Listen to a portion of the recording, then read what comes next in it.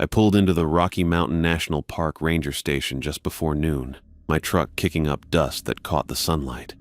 The station looked like most I'd seen before, a sturdy log building with a green metal roof and the National Park Service shield mounted proudly above the entrance.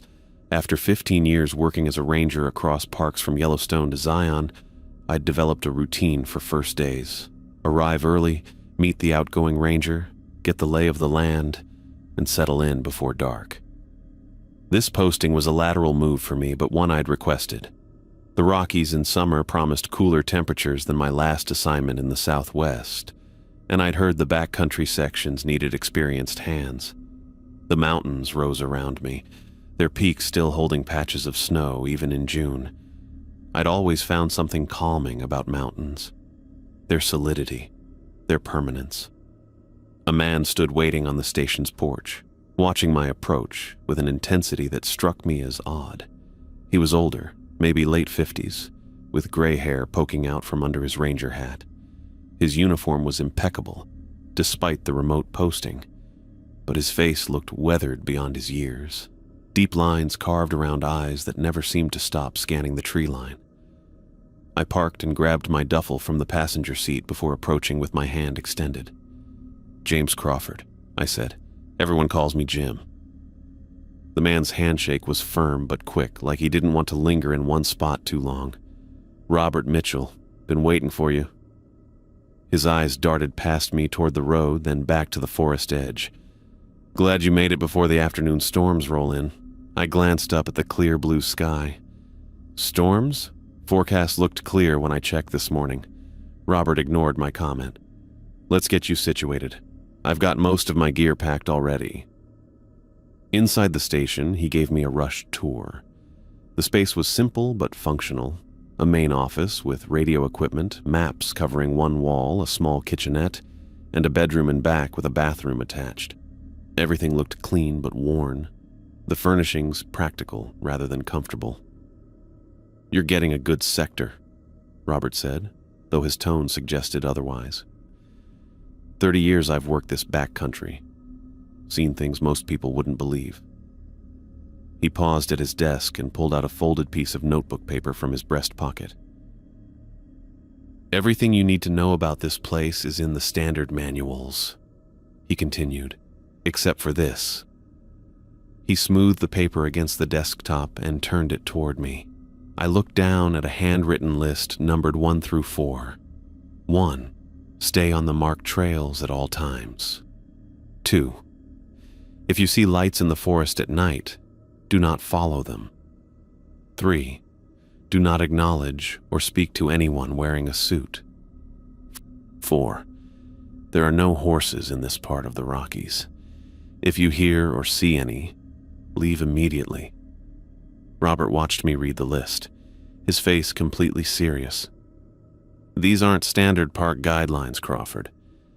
These are survival rules I've developed over 3 decades in these mountains." I nodded politely, taking the paper. "Got it. Basic safety precautions." "No," he said sharply. "Not basic anything. I'm not talking about bears or mountain lions or getting lost. I'm talking about..." He stopped himself, rubbing a hand across his face. "Look, just follow them. Each one of those rules cost me something to learn." I folded the paper carefully, keeping my expression neutral. Internally, I was already categorizing Robert as one of those old-timers who'd spent too many years alone in the wilderness. Every park had at least one. Rangers who'd been isolated so long they started seeing patterns in random events, assigning meaning to coincidence. "First one makes sense," I said, trying to be diplomatic. "Always good to stay on trails." Though any experienced ranger knew sometimes you had to go off-trail for rescues or wildlife management. Robert seemed to read my thoughts. "I mean it. No exceptions, not even for official business. Radio for backup if you need to leave the path." "And the lights?" I asked, unable to keep a hint of skepticism from my voice. "Northern lights sometimes reflect off the snowfields," he said. "Or that's what they want you to think. They look beautiful. People follow them. Those people don't come back." I nodded again, wondering if he was referring to some local search and rescue incident that had gone bad. Maybe there was a logical explanation behind his warnings, wrapped in superstition. "The man in the suit," I prompted. Robert's eyes hardened. "You'll know him if you see him. He shows up miles from any road, always in a black suit, always facing away from the trail. He'll look lost or hurt. Your instinct will be to help him." He leaned forward. Don't call out, don't approach, don't even look at him too long. Just turn around and go back the way you came." This was getting stranger by the minute. I'd encountered confused hikers before, sometimes dangerously unprepared for wilderness conditions. But Robert was describing something that sounded more like a ghost story than a ranger's report. "And the horses?" I asked, remembering my wildlife management training. "There aren't wild horses in Rocky Mountain National Park. The ecosystem doesn't support large herds." "Exactly," Robert said, his voice dropping. "There are no horses here. So if you hear galloping, or see anything that looks like a horse, you get the hell out of that area immediately. Don't investigate, don't take pictures. Just leave." He stared at me with such intensity that I found myself nodding despite my disbelief. The man clearly believed what he was saying, even if it sounded like the product of too many years of isolation. "I'll keep it in mind," I said, tucking the paper into my pocket. Robert seemed to deflate slightly. "You think I'm crazy, they all do it first." He turned away and resumed packing his personal items into a cardboard box. "I'm just trying to make sure you last longer than the other replacements." "Other replacements?" I asked. "3 in the last 2 years," he said without looking up. "None of them stayed more than a month. The Park Service doesn't tell new arrivals that part." I leaned against the desk, arms crossed. "And why did they leave?" "Ask them if you can find them," Robert said cryptically. He sealed his box with packing tape and lifted it. "I've got 2 more in my truck, then I'm done with this place forever." I helped him carry his remaining boxes out to an aging Ford pickup. The entire time, his eyes kept moving, scanning the tree line, checking the sky, never staying still. It was the behavior of someone who felt hunted. "You got family waiting somewhere?" I asked as he closed the tailgate. His expression softened slightly. "Sister in Denver. Going to stay with her a while, then maybe head to Arizona. Somewhere flat. Somewhere I can see what's coming from a long way off." He climbed into his truck and started the engine, then rolled down the window. "That list I gave you, keep it with you. Memorize it. Maybe you'll be smarter than I was." I raised a hand in farewell. "Safe travels, Robert. Thanks for the orientation." He gave me one last look. "The mountains are beautiful, Crawford, but they're not just mountains." With that cryptic statement, he put the truck in gear and drove away, tires crunching on the gravel. I watched until his vehicle disappeared around a bend, then turned back to the station. The silence felt heavy after he left, broken only by birdsong and the whisper of wind through the pines. I pulled out the crumpled note and read the rules again, shaking my head at the old man's paranoia. 30 years alone in these mountains would make anyone a little strange, I reasoned.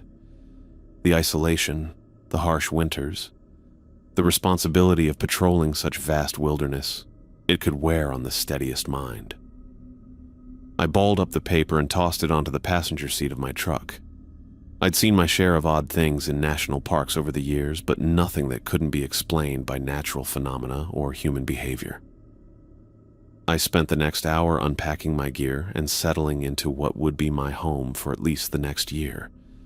The station felt different with Robert gone. Quieter, but somehow less tense.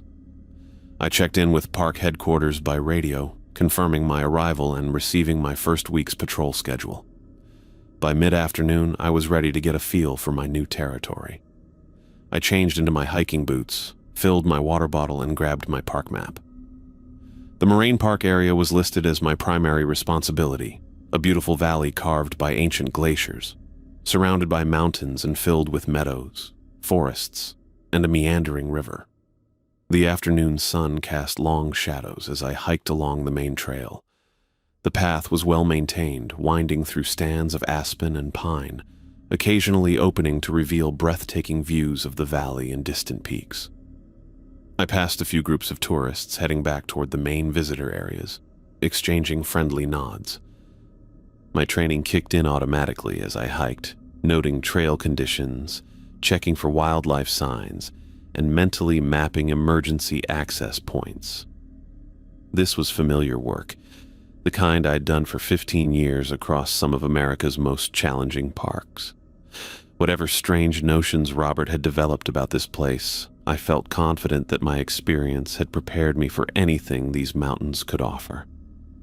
As the sun dipped lower, I turned back toward the station, planning my route for the next day's patrol. I'd start early, make a complete circuit of the Bear Lake Trail, then work my way through the more remote sections. A proper exploration, methodical and thorough. That's how I'd always approached a new posting. Back at the station, I made a simple dinner and spread the sector maps across the desk, tracing potential routes with my finger. My radio crackled occasionally with routine communications from other park areas, but my section remained quiet. I glanced at my truck parked outside, remembering the crumpled list I'd tossed there earlier. Stay on the trail. Don't follow the lights. Don't talk to the man in the suit. Stay away from the horses. I smiled to myself. Robert's rules wouldn't be necessary. I had science, experience, and training on my side. Whatever had spooked the old ranger for all those years, I was sure it had a perfectly rational explanation. As darkness fell completely outside the windows, I finalized my plan for tomorrow's patrol and headed to bed, falling asleep to the distant hooting of an owl from somewhere in the forest. I woke just before dawn, the unfamiliar ceiling of the ranger station coming into focus as my alarm chirped. After 15 years of early mornings, my body was programmed to rise with minimal complaint. The owl I'd heard last night had gone silent, replaced by the first tentative calls of morning birds. My muscles ached pleasantly as I stretched and got out of bed. New posting, new mattress, that was always the way. I'd adapt within a week. I pulled on my uniform, made a quick breakfast of instant oatmeal, and studied the maps one more time while sipping black coffee. The Bear Lake Trail would be my first proper patrol, a popular hiking area that looped around one of the park's most visited lakes. I packed my standard gear: first aid kit, extra water, radio, flashlight, multi-tool, and park literature for any tourists with questions. The morning air felt crisp and clean when I stepped outside, the kind of mountain freshness that made me glad I'd requested this transfer. My truck started with a familiar rumble, and I noticed the crumpled piece of paper on the passenger seat. Robert's list of rules. I hesitated, then tucked it into my jacket pocket. Not because I believed the old man's warnings, but because it seemed disrespectful to throw it away completely. The drive to the Bear Lake trailhead took about 20 minutes through winding mountain roads. I passed only 2 other vehicles, early hikers getting a jump on the day. The parking lot was nearly empty when I arrived, just how I liked it. The sun had cleared the eastern peaks, casting long shadows across the landscape and giving everything that golden morning glow. I checked in with headquarters via radio, letting them know I was beginning my patrol. Crawford starting Bear Lake Circuit copy? Copy that, Crawford. Weather looks good today. Check in when you finish. The trail started off wide and well-maintained, with educational signs about the alpine ecosystem posted at regular intervals. I moved at a methodical pace, noting trail conditions, checking for any maintenance issues, and scanning for wildlife signs. This was standard ranger work, peaceful, purposeful, and predictable. After about half an hour, I'd covered less than a mile. The trail meandered significantly, winding back and forth along the lakeside and through stands of pine and aspen. My efficient, practical mind started to chafe at the slow progress. Through a gap in the trees, I could see where the trail curved widely to avoid a small rise, adding at least a quarter mile to the journey. Just beyond that rise was the next section of trail, a straight shot across that would save significant time. I paused, considering. The terrain between looked perfectly navigable, a beautiful grove of aspen trees with relatively clear ground underneath. My GPS showed my position clearly and the destination was obvious. What was the point of strictly following the trail when I could cut across and save 20 minutes? I was an experienced ranger, not some tourist who might get disoriented. Robert's first rule floated through my mind: stay on the marked trails at all times. I smiled to myself. The old man's paranoia was excessive. I'd gone off trail hundreds of times in my career for completely valid reasons. Wildlife tracking, search and rescue, maintenance checks. Nothing bad had ever happened. Decision made, I ducked under the rope barrier and headed into the aspen grove. The morning sun filtered through the leaves, creating dappled patterns on the forest floor. I maintained a straight line toward where the trail should resume, keeping my bearings with practiced ease. About 50 yards in, I noticed the light change subtly. I looked up, expecting to see clouds passing over the sun, but the sky directly above remained clear blue. Yet somehow, the forest had dimmed, as if twilight were falling. I checked my watch, barely 8 in the morning. 10 more steps, and the first wisps of fog appeared around my ankles. This caught my attention immediately.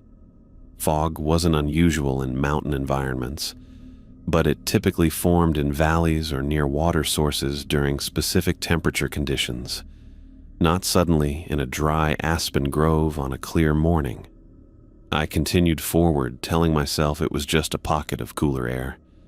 The fog thickened with each step until it reached my knees, then my waist. The aspens around me became hazy outlines, their white bark almost luminous in the mist. I pulled out my GPS unit to verify my direction, but the screen showed no signal. I frowned and shook it, then tried moving it higher. Nothing. The device had been working perfectly just minutes ago. Piece of junk, I muttered, tucking it back into my belt. The fog continued to thicken until I could barely see 10 feet ahead. The trees all looked identical now, pale sentinels in a white void. I turned to head back to the trail, but realized with a sinking feeling that I couldn't tell which direction I'd come from. The fog had erased my footprints, and the uniform forest offered no landmarks. I took a deep breath, fighting down a flicker of unease. This was basic wilderness navigation. The trail had been running roughly north-south, and I'd headed east. All I needed to do was turn west and walk until I hit the path again. I pulled out my compass and found the needle spinning wildly, never settling on a direction. A chill that had nothing to do with the temperature ran down my spine. "This isn't possible," I said aloud, my voice strangely muffled by the fog. Then I heard it, my own voice, coming from somewhere in the mist to my left. "This isn't possible," it repeated, the intonation exactly matching what I just said. I froze, heart suddenly hammering. "Hello?" I called out, fighting to keep my voice steady. "Hello?" came the reply from a different direction, again in my own voice. Training kicked in, overriding the primitive fear response trying to take hold. I forced myself to think logically. Sound can play tricks in fog. It was probably just an echo effect caused by the density of the air and the arrangement of trees.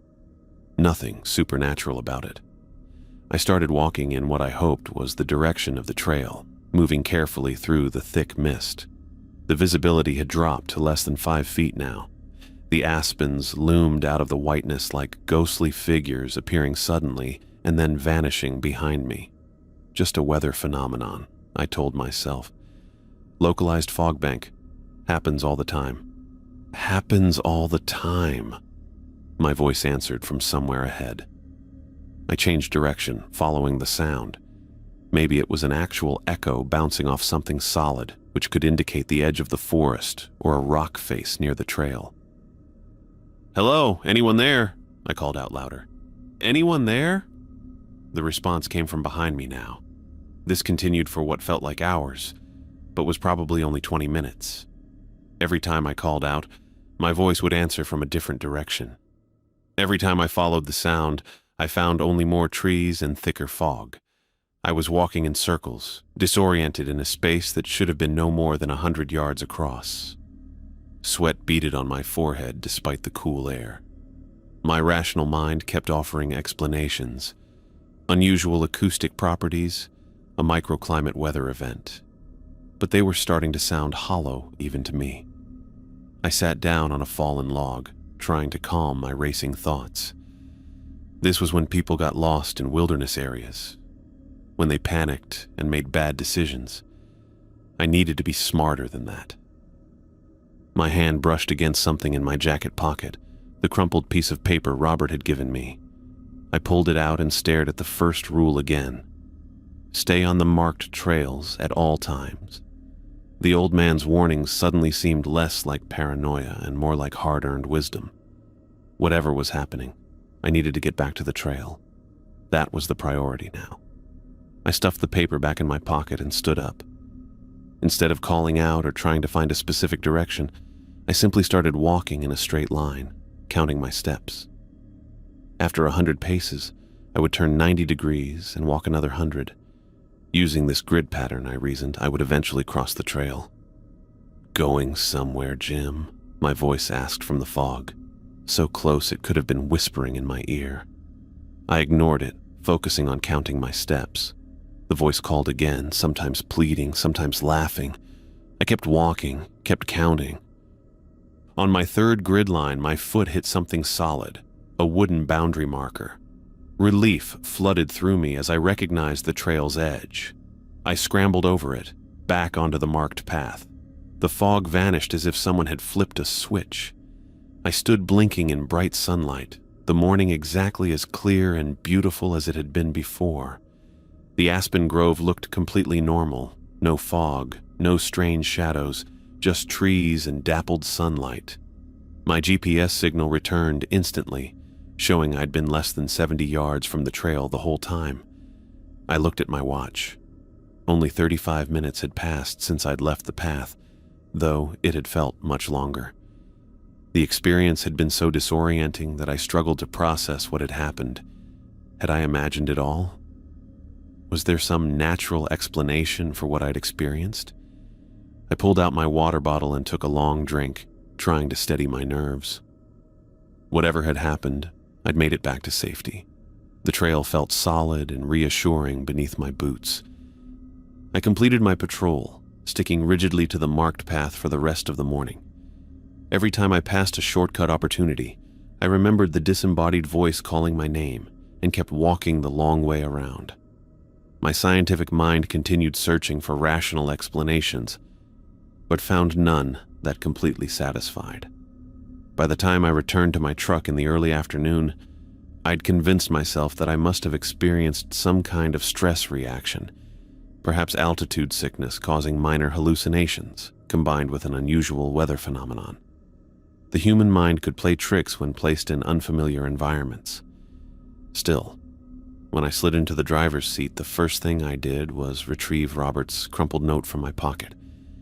I smoothed it out carefully on the dashboard, reading each rule again with new eyes. 1. Stay on the marked trails at all times. 2. If you see lights in the forest at night, do not follow them. 3. Do not acknowledge or speak to anyone wearing a suit. 4. There are no horses in this part of the Rockies. If you hear or see any, leave immediately. The first rule had proven itself today, whatever the explanation. I folded the paper neatly this time and placed it in my breast pocket, where I could access it easily.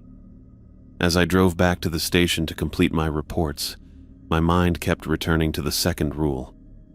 Lights in the forest at night. What kind of lights? What happened if you followed them? Robert hadn't explained, and I had dismissed him too quickly to ask. The scientific part of me, the part that needed to understand and categorize the world, wasn't satisfied with simply following rules without knowing why. Perhaps the fog had been a fluke, a one-time event that would never happen again. The only way to know for sure if Robert's warnings had merit was to test them systematically. I made my decision as I pulled up to the ranger station. Tonight, I would conduct my scheduled patrol around Sprague Lake. And if I happened to see any unusual lights in the forest, well, that would be an opportunity to put Robert's second rule to the test. I pulled into the ranger station parking lot just as the sun dipped behind the western peaks. The interior light flicked on as I opened the door, illuminating the folded piece of paper on my dashboard. Robert's rules. I picked it up and read it again, focusing on the second item. If you see lights in the forest at night, do not follow them. After my experience in the aspen grove that morning, I was less quick to dismiss the old man's warnings. The rational part of my brain kept searching for explanations, a pocket of fog, an unusual acoustic phenomenon, but nothing quite fit what I'd experienced. The scientific method demanded testing, and tonight's patrol would give me that opportunity. I went inside the station and logged my afternoon report, careful to omit any mention of disembodied voices or strange fog. My official account noted only standard observations, trail conditions, visitor contacts, wildlife sightings. The paperwork took about an hour, during which I ate a quick dinner and prepared for my night patrol. Sprague Lake was on my schedule for this evening, a small scenic body of water popular with photographers for its mountain reflections. Night patrols were standard procedure, checking for unauthorized campers or visitors after hours, monitoring wildlife activity, and ensuring park regulations were followed even in darkness. I gathered my gear, flashlight, radio, first aid kit, extra batteries. I hesitated, then folded Robert's list and tucked it into my jacket pocket. Not because I believed it, I told myself, but as a reference point for my investigation. The drive to Sprague Lake took about 15 minutes on empty park roads. The visitor parking lot was deserted when I arrived, just as expected. I killed the engine and sat for a moment, listening to the tick of the cooling metal and the distant hoot of an owl. My watch read 9:30. I grabbed my flashlight and started my routine check of the area. The wooden boardwalk that circled part of the lake creaked under my boots. Water lapped gently at the shore, and the mountains stood as dark silhouettes against the star-filled sky. Everything felt normal, peaceful. For the next 2 hours, I made regular circuits of the lake and surrounding area, checking the picnic shelters, restrooms, and trailheads. I spotted a few deer drinking at the water's edge and a raccoon digging through an improperly secured trash can.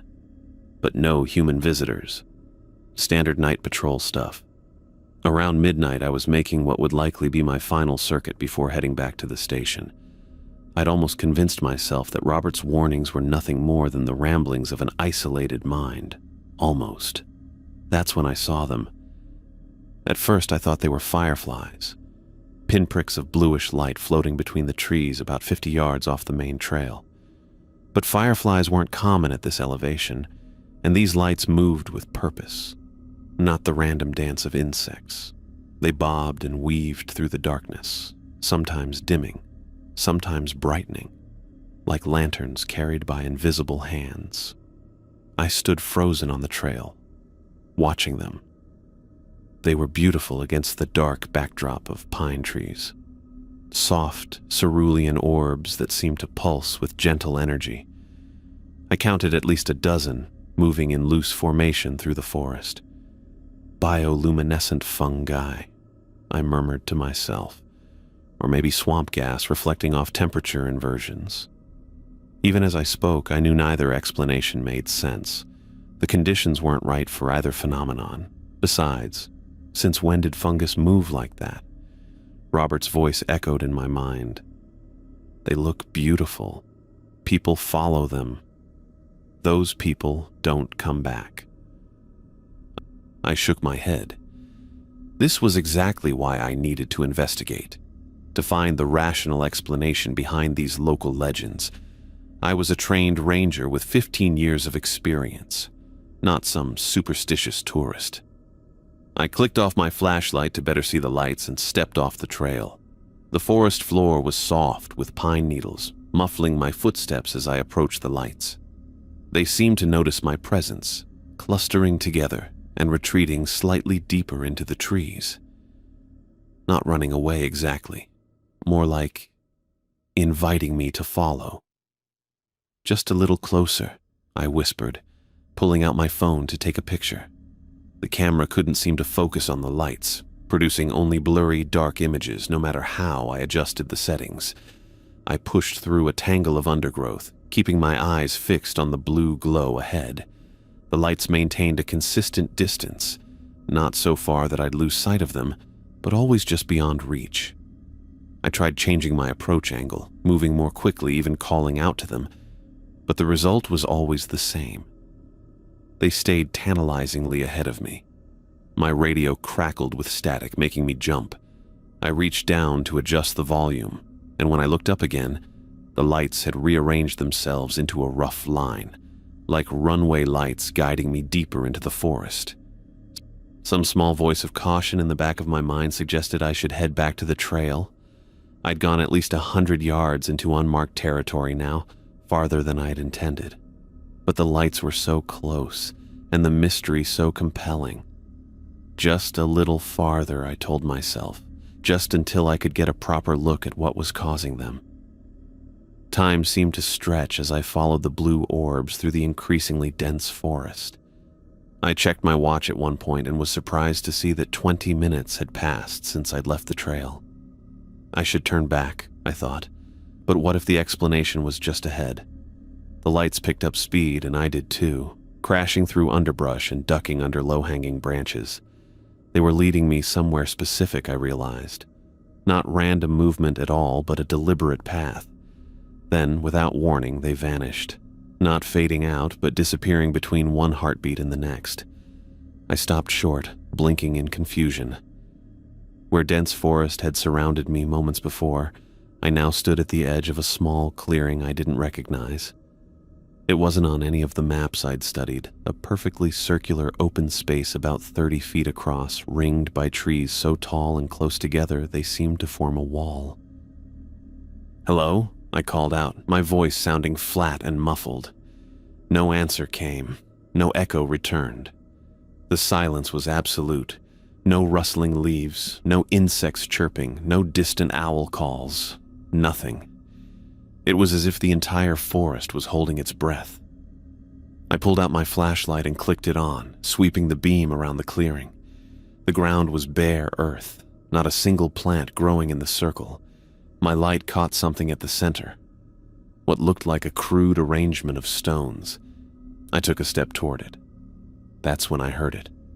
Breathing, slow and deliberate, not my own. It came from the trees directly across the clearing.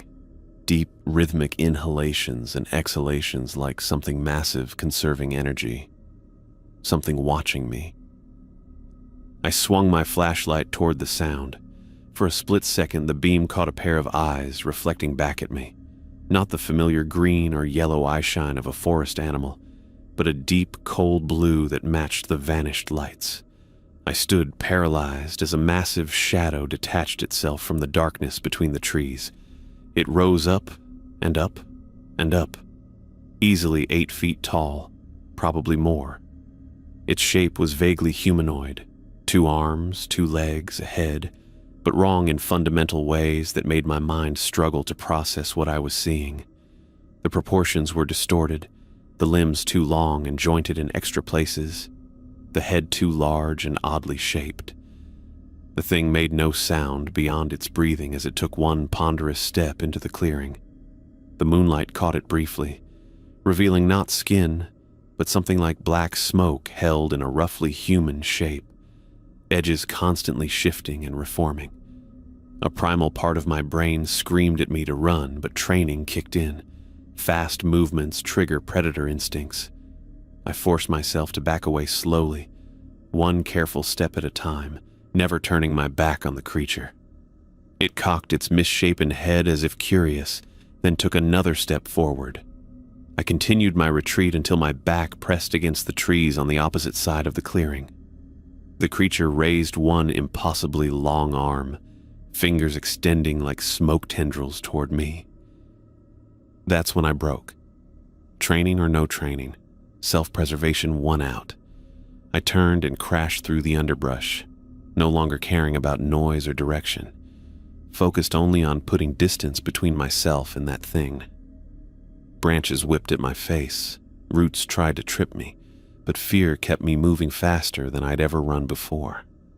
I had no idea how long I ran or in what direction.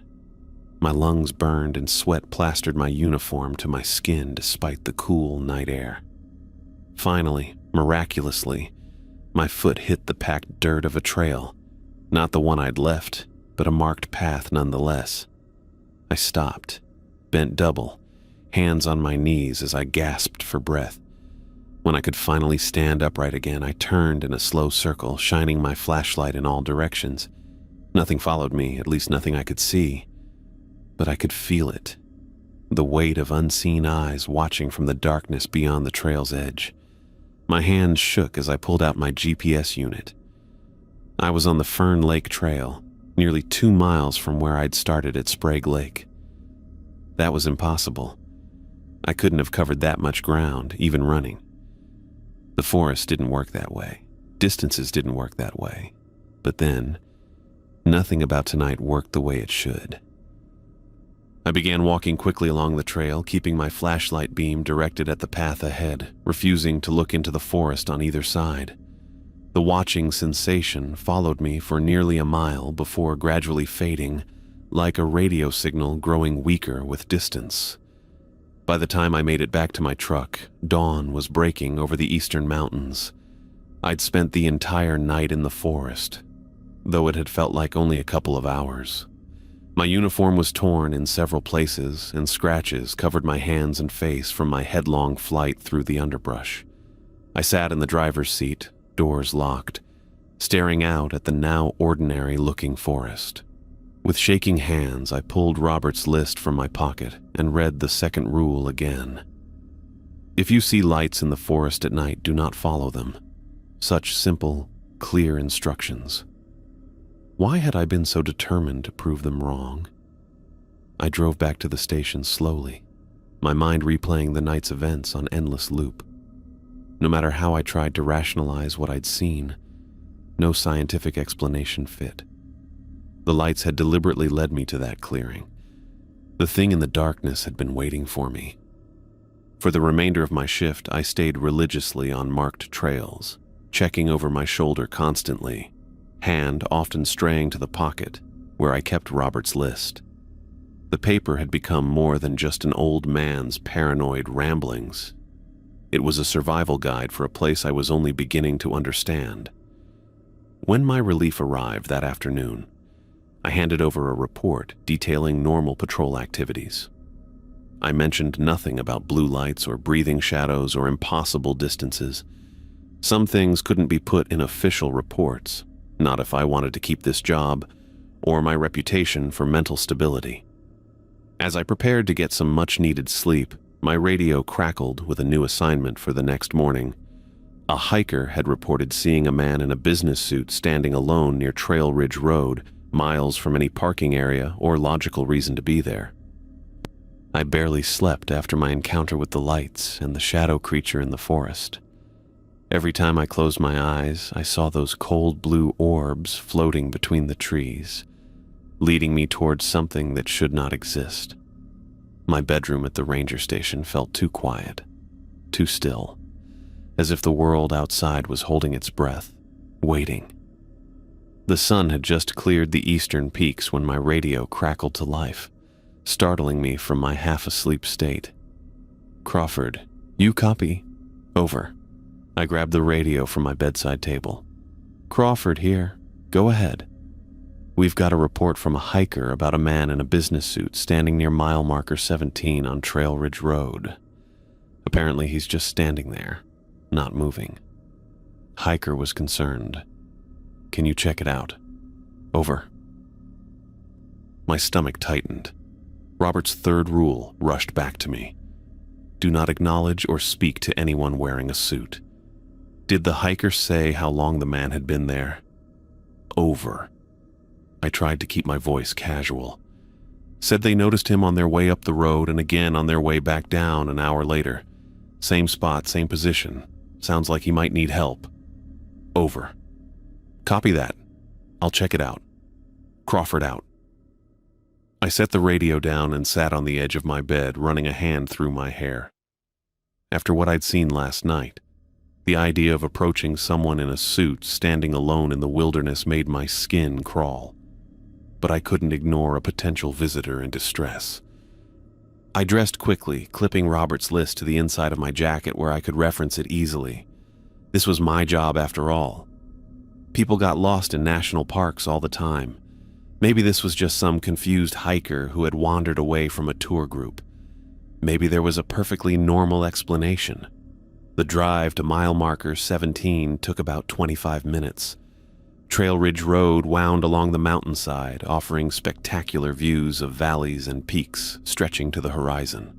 In any other circumstance, I would have enjoyed the scenery. Today I barely noticed it. I spotted him immediately after rounding a bend. A man in a black suit stood about 30 yards from the road, facing away from me toward the vast expanse of mountains. Even from this distance, something about his stillness seemed wrong. People shift their weight, adjust their stance, move with their breathing. This man was completely motionless, like a photograph of a person rather than the person himself. I pulled over and parked on the shoulder, leaving the engine running. Through my windshield, I studied the figure. His suit looked expensive. Perfectly tailored, crisp lines. Not a wrinkle despite the mountain wind that should have been tugging at the fabric. His black hair was neatly combed, not a strand out of place. He stood at the edge of a steep slope that dropped hundreds of feet to the valley below, yet showed no concern for the dangerous position. Every instinct told me to drive away. But what if he was a real person in trouble? What if he was having some kind of medical episode that caused him to freeze up? I couldn't just leave without checking. Robert's warning echoed in my mind. If you see anyone wearing a suit, don't acknowledge them. Don't speak to them. Turn around and leave immediately.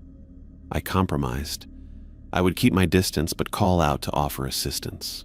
If this was a real person in distress, they would respond. If not, well, I'd deal with that if it happened. I stepped out of my truck but stayed near the door. Hello? Sir? Are you all right? I'm Ranger Crawford. Do you need assistance? No response. Not even the slightest movement to indicate he'd heard me. Sir, National Park Service. Are you in need of help? Nothing. The wind picked up, whistling through the nearby pines, but the man's suit and hair remained perfectly still, as if the wind passed through him rather than around him. I waited, watching. 5 minutes passed. Then, 10. The figure never moved, never gave any indication he was aware of my presence. I'd seen people in shock before, but nothing like this. I'm going to call for medical assistance, I called out, one last attempt at communication.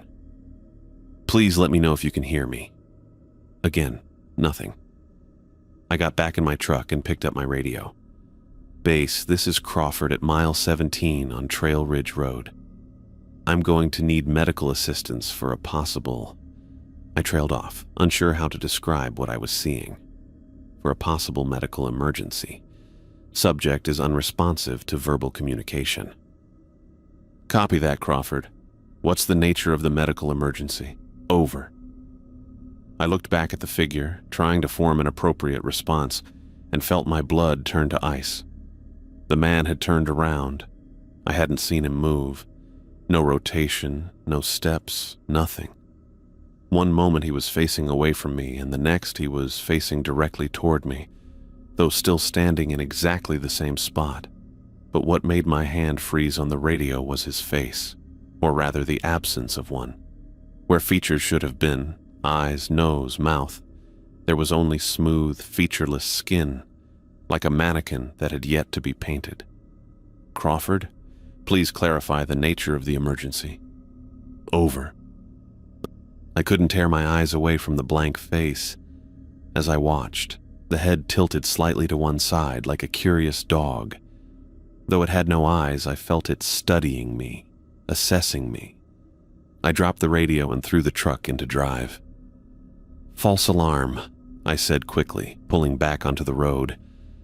Appears to be nothing. Crawford out." I accelerated down the mountain road, checking my rearview mirror constantly.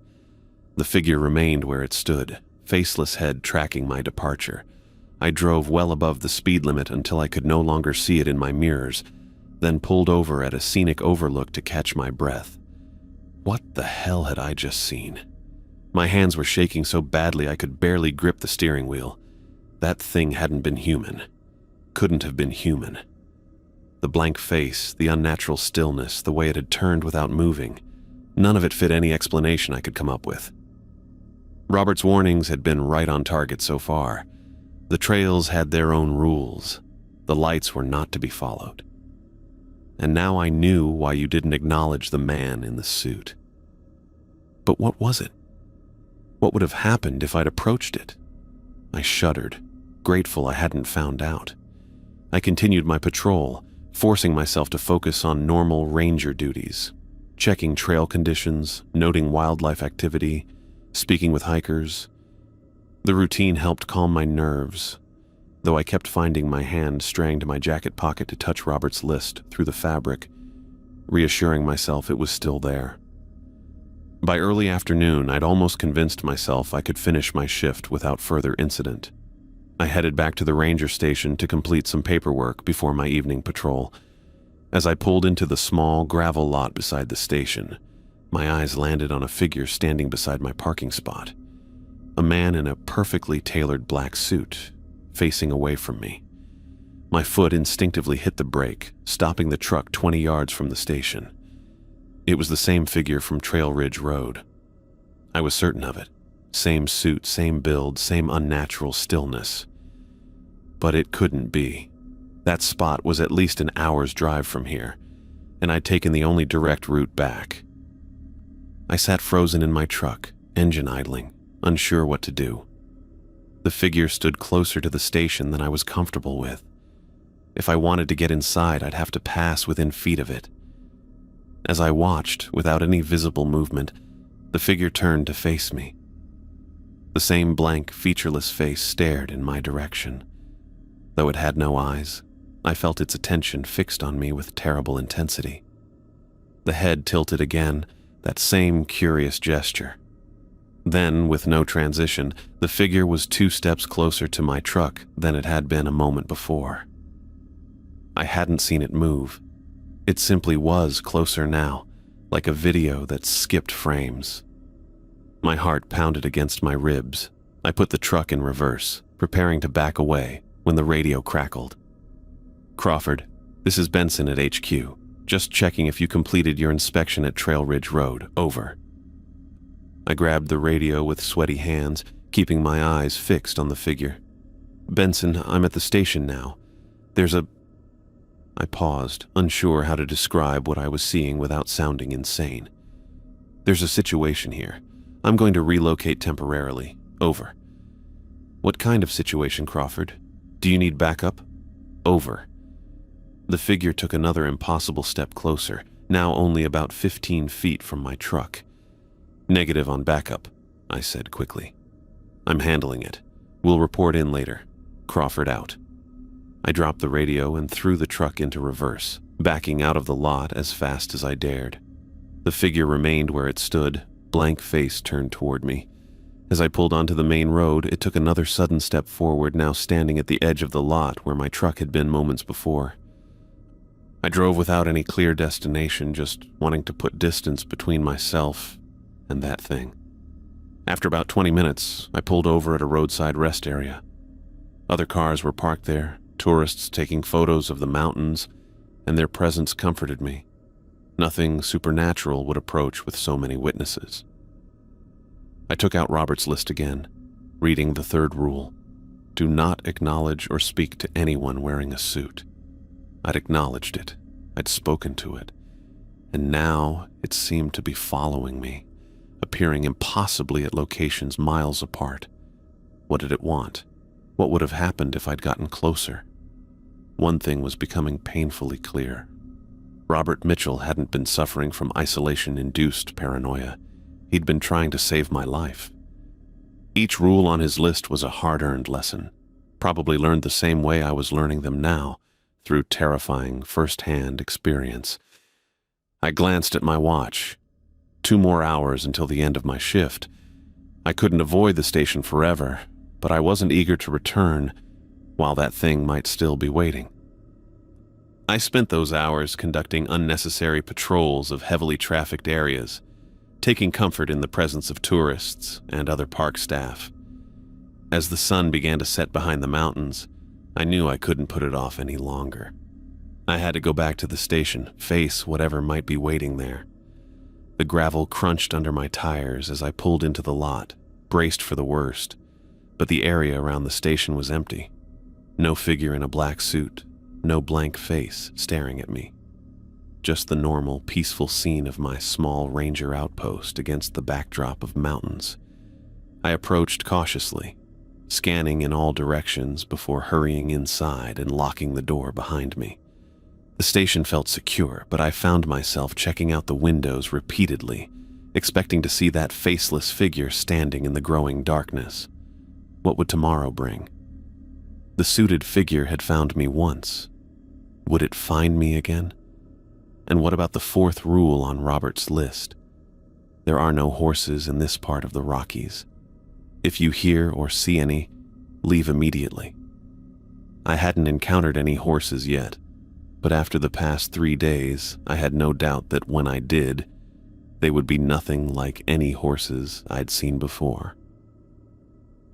I sat in my truck at the ranger station, unable to move. The suited figure stood just 20 feet away, its blank face aimed directly at me.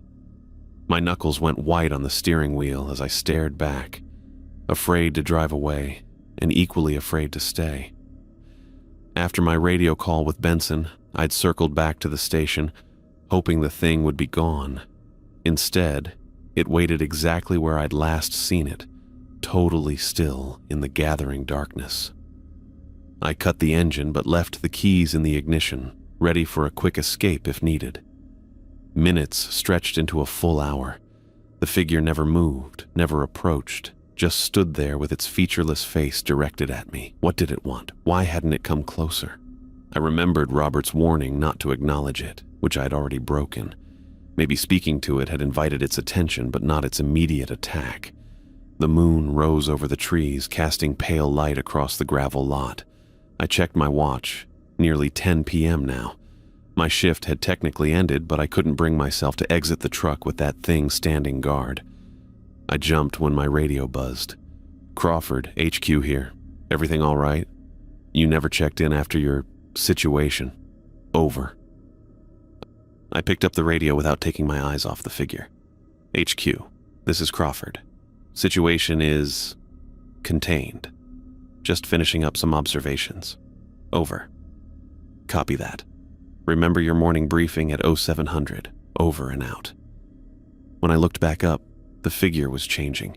Its edges grew fuzzy, its once solid form becoming transparent like morning mist.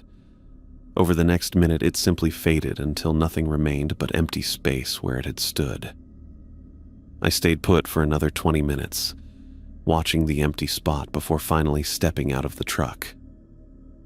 The night air was cool on my face as I approached the area where the suited figure had been. The gravel looked undisturbed.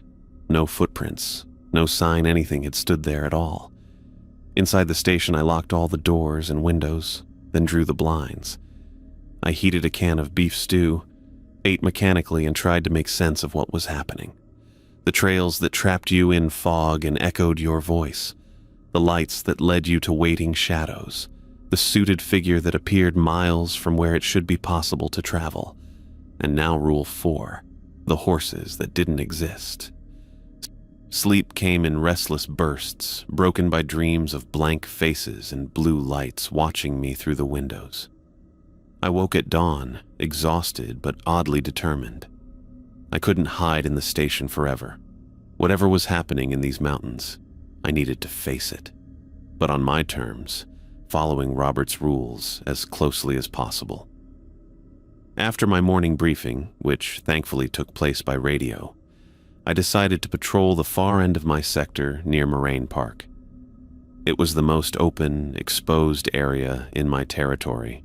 Few trees, excellent visibility, and popular enough that other people would likely be around. Safety in numbers, I thought. The morning passed uneventfully. I chatted with hikers, checked trail markers, and documented wildlife sightings, normal, everyday ranger duties that helped restore some sense of normalcy. By early afternoon, I'd almost convinced myself that staying in these mountains was manageable if I just followed the rules. I stopped for lunch at a scenic overlook, eating a sandwich while perched on a boulder with a view of the valley below. Moraine Park spread out beneath me, a vast meadow cut through by a winding stream. The mountains rose on all sides, their peaks still holding patches of snow despite the summer warmth. It was breathtakingly beautiful, and for a moment, I remembered why I'd wanted this assignment. That's when I heard it, the unmistakable sound of galloping hooves. The rhythm was familiar to anyone who's spent time around horses. That distinctive four-beat pattern, powerful and urgent. But it was impossible. Robert had been clear in his fourth rule. There are no horses in this part of the Rockies. If you hear or see any, leave immediately. The sound echoed through the trees to my right, moving parallel to the trail I sat beside. I looked in that direction, but saw nothing through the pines. I should leave. That was the rule. That was the smart thing to do after everything I'd experienced. But a stubborn part of me wanted proof, actual physical evidence that would make sense of all this. Horses were real, normal animals. If I found horses, maybe that would mean Robert had been wrong about some things. Maybe not everything in these mountains was supernatural. I slid off the boulder and started walking toward the sound, still on the marked trail. The galloping grew louder, more distinct. It sounded like multiple animals moving in perfect unison. My hand moved to my jacket pocket, feeling the outline of Robert's list. I knew what it said. I knew I was breaking another rule. But horses, actual horses, could be explained. Maybe a park ranger mounted patrol from another sector. Maybe a sanctioned trail ride I hadn't been informed about. The sound veered deeper into the forest. If I wanted to find its source, I'd need to leave the trail. After my experience in the aspen grove, that should have been enough to stop me. But curiosity pushed me forward, step by step, until I ducked under the trail marker rope and entered the trees. This time, no fog appeared. The forest remained clear and normal as I moved between pines, following the thundering sound of hooves. I'd gone about 50 yards when I spotted movement through the trees ahead, large shapes moving with fluid grace. I slowed my pace, crouching slightly as I approached. Through a gap in the trees, I caught my first clear glimpse and froze in shock. 6 horses moved in perfect formation through a small clearing, their bodies illuminated by dappled sunlight breaking through the canopy. But these weren't living horses. Their flesh had long since rotted away, leaving only bleached bones held together by some unnatural force I couldn't understand. Their rib cages were empty, allowing light to pass through to the forest floor beneath them. Their hooves made no contact with the ground. They floated several inches above it, despite the thundering sound I could hear. Most disturbing were their skulls. Empty eye sockets burned with pale blue fire that matched the lights I'd followed nights before. Blue flames also flickered along their spines and rippled through their exposed rib cages like spectral manes. I pressed myself against a tree trunk, trying to process what I was seeing. The skeletal horses moved with impossible precision, turning in unison without any signal I could detect, maintaining exact distances from each other as if connected by invisible rails. The sound of galloping continued to fill the air, but I realized now that the noise came from nowhere. The hooves of these creatures made no sound at all as they moved above the forest floor. The thundering was separate from them, like a recording playing to announce their presence. One horse suddenly stopped, while the others continued their formation. It turned its skeletal head toward me, the blue fire in its eye sockets brightening. I felt a cold that had nothing to do with the mountain air wash over me, seeping into my bones. The creature's jaw dropped open in what might have been a silent scream or laugh. No sound emerged, but something else did. A wisp of blue flame that curled out like smoke, hanging in the air between us. I backed away slowly, remembering how running had triggered the shadow creature's pursuit.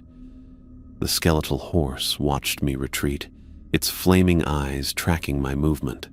When I'd backed about 20 feet away, the horse rejoined its companions. The entire group simply vanished, there one moment and gone the next, taking their terrible galloping sound with them.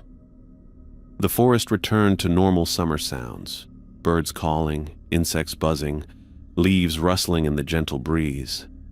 I might have believed I'd imagined the whole thing if not for a lingering smell of charred bone and a patch of blackened, dead grass where the horses had passed. I stumbled back toward the trail, no longer caring about stealth or dignity, just wanting to reach the safety of the marked path. When my foot hit the packed dirt of the trail, I nearly collapsed with relief. Back at my truck, I sat with the engine running and the doors locked, staring at Robert's list which I'd placed on the dashboard. 4 rules, 4 encounters, 4 warnings I'd ignored or tested, each time barely escaping. Rule 1. Stay on marked trails at all times. The fog and disembodied voices had nearly trapped me. Rule 2. If you see lights in the forest at night, do not follow them. The blue orbs had led me to the shadow creature. Rule 3. Do not acknowledge or speak to anyone wearing a suit. The faceless man had found me miles from where I'd first seen him. Rule 4. There are no horses in this part of the Rockies. If you hear or see any, leave immediately. The skeletal horses with burning eyes had noticed me, singled me out. I finally understood that these weren't suggestions born from an old man's paranoia. They were survival instructions for a place where normal logic didn't apply, where the natural world overlapped with something else entirely. Robert had tried to warn me, had probably seen the same things or worse during his 30 years in these mountains. Now I knew why he'd been so eager to leave, why his eyes had constantly scanned the tree line, why his face had carried deep lines of stress and fear. Now I understood why 3 rangers before me had lasted less than a month each. The mountains were beautiful, but they weren't just mountains. They contained things that defied explanation, entities that followed their own alien logic. And Robert's rules were the only barrier between a ranger and something far worse than getting lost or injured.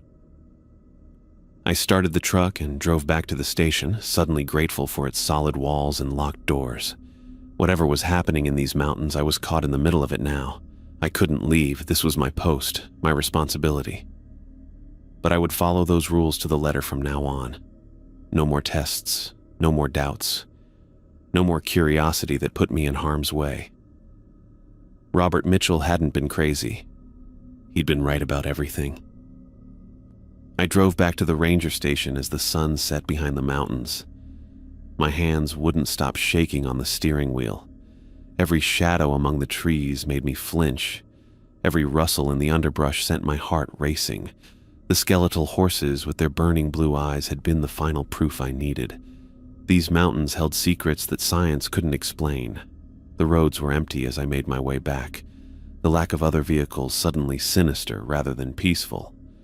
I kept checking my mirrors, half expecting to see the faceless man in the suit standing in the middle of the road behind me, or those bone horses galloping in my wake. But there was nothing. Just darkening sky and the endless trees. When I finally pulled into the gravel lot beside the station, I turned off the engine but didn't immediately get out. Instead, I pulled Robert's list from my pocket and smoothed it out on the dashboard. The paper was getting worn at the creases from how often I'd unfolded and refolded it. I read each rule again, this time with new understanding. Stay on marked trails at all times. If you see lights in the forest at night, do not follow them. Do not acknowledge or speak to anyone wearing a suit. There are no horses in this part of the Rockies. If you hear or see any, leave immediately. 4 rules. 4 encounters that had nearly killed me. 4 warnings I'd tested because I thought I knew better. The difference between Robert and me wasn't that he was paranoid.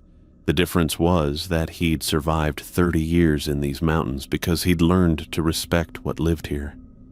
I'd been here less than a week and had nearly died 4 times. I reached into the glove compartment and took out a pen.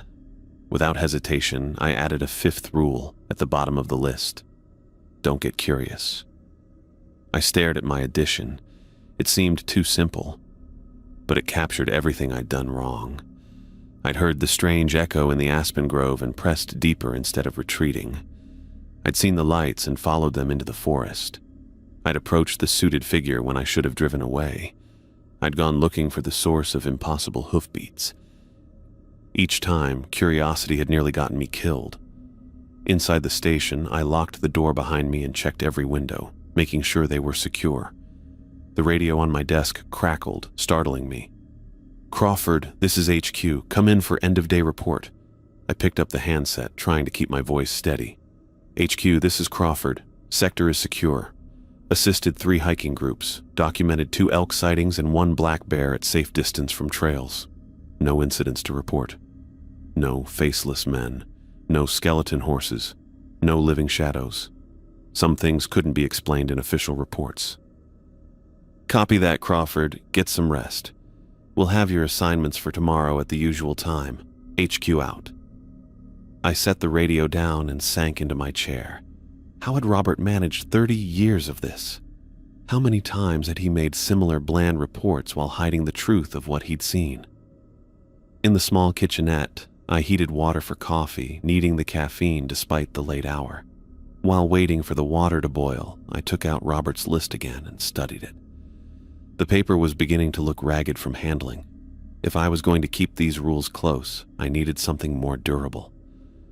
I dug through the desk drawers until I found what I needed: a small lamination pouch and the laminator used for making temporary park passes. Carefully, I placed the worn paper inside the plastic sleeve and ran it through the machine. When it emerged, the rules were sealed behind a protective layer, preserved and waterproof.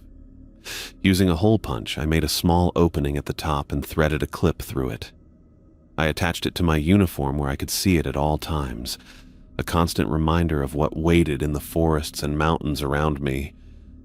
The kettle whistled, and I prepared my coffee, black and strong. Sitting at the small table, I stared out the window at the darkening forest. The mountains looked peaceful in the twilight, majestic peaks against a purple sky. It was hard to believe they harbored things that defied explanation, entities that followed their own alien logic. But they did. And Robert's rules, our rules now, were the only barrier between a ranger and something far worse than getting lost or injured. I thought about calling headquarters, requesting a transfer. I could make up a reason: family emergency, medical issue, anything to get out of these mountains. But something stopped me. Pride, maybe, or a sense of duty. This was my post now. If I left, someone else would come, someone who wouldn't have Robert's warnings. Would they survive long enough to learn the rules on their own? As night fully claimed the forest, I prepared for the next day. I checked my flashlight batteries, filled my water bottle, and made sure my first aid kit was complete. I laid out my uniform for morning and set my alarm. The radio crackled again with the next day's assignments: trail maintenance on the western ridge, a safety presentation for a school group at the visitor center, routine patrol of the lake area, normal ranger duties in a place that was anything but normal. I took one last look at the laminated rules clipped to my jacket before turning in for the night. As I lay in bed, listening to the night sounds outside my window, I made a silent promise to Robert, wherever he was now. I would follow his rules. I would survive. And if the time came when another ranger replaced me, I would make sure they understood exactly what waited for them in the darkness between the trees.